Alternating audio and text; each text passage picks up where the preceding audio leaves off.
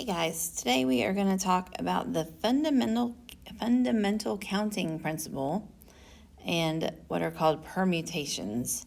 So basically, when we are counting or when we are making decisions, there are decisions that can be made in a certain number of ways. So we can make them like M ways or N ways. And if we're going to put those decisions together, we would multiply those two things. So let's look at a couple examples because I'm sure that made zero sense. So if the ice cream shop offers a choice of three cone sizes, 15 flavors, and 8 toppings, how many different cones are possible if you choose one flavor and one topping? So if you have 3 different cone sizes to choose from, 15 flavors to choose from, and 8 toppings, that gives you 3 times 15 times 8 different types of combinations, which gives you 360 different ways to combine your flavor and toppings. That's if you just choose one. And we're going to stick to the simple stuff, so we just said one. Virginia license plates consist of 3 letters followed by 4 digits. How many different license plates are possible? So you have to know how many letters there are. There are 26 letters in the alphabet.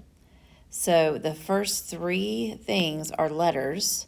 So you're going to do 26, 26, and 26, followed by 4 digits. There's 10 digits. So 10, 10, 10, and 10. And when you multiply all those together, you're going to get 175, 760, 000 different combinations of how those things can be put together. So 3 letters followed by 4 digits, that's how many different ways you can do that. Nick's science test has a section with 12 true or false questions. How many different ways can he answer those questions? So he has 12 questions. Each one has 2 different choices. So 2, 3, 4, 5, 6, 7, 8, 9, 10, 11, 12 different questions with 2 choices each. That's 4,096 different combinations of ways he can answer that test. And then to enter their home, the Clayton family enters a 4-digit code. How many codes are possible? So those 4 digits, there's 10 digits total. So 4 times, 1, 2, 3, 4. So that is 10,000 different ways they could combine 4 digits. So that's the counting principle. You can count how many different possibilities you have for something. All right, so factorials, this is kind of puts things together for us. You use like an exclamation point. And basically what that does is it gives you the product of all the numbers from n to 1. So for example, 9 factorial would give you 9 times 8 times 7 times 6 times 5 times 4 times 3 times 2 times 1. So you wouldn't have to put all those numbers in the calculator.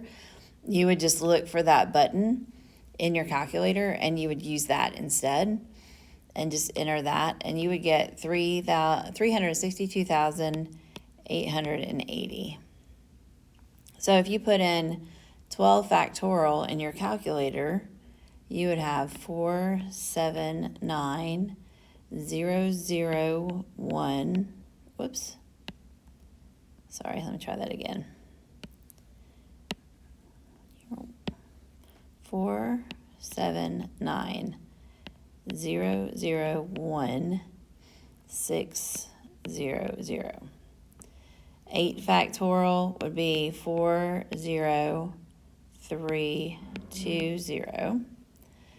And then you could use them as a fraction. You would do 17 factorial over 11 factorial. And then you would get 8 8,910,720. So 8,910,720. And then this is the big one to remember. If you put this in your calculator, you'll get 1. So make sure you try this in your calculator and make sure you can find that button. Permutations. So this is something where you have the order matters. So that means like I take a book and I put it on a shelf. So now I can't use that book anymore because I've used it. Or I have a first place finisher and a second place finisher. And so like once I use something, I can't use it again, right? Or it matters that somebody finished in first or second. So the permutation formula has an N and an R. So N is the total number of objects available, and R is the number of objects I'm going to use for the arrangement. And the formula is I take N factorial on top, and then I'm going to do N minus R on the bottom. Okay? And sometimes if I'm just doing the whole group and I'm putting the whole thing in order, I can just do N factorial. So what that means is, so for example, I'm going to arrange the letters in the word dinosaur, okay? So I'm using all of the letters in the word, and it has 1, 2, 3, 4, 5, 6, 7, 8 letters, right? I'm using them all, so it's going to be this situation, right? So I'm going to say the permutations of 8 and 8, which is the same thing as N factorial, which is 8 factorial, 8 factorial over 8 minus 8 is 0, right? So 0 factorial, which we said was 1. So that's the same thing as just 8 factorial, which we said is the same thing as 8 times 7 times 6 times 5 times 4 times 3 times 2 times 1.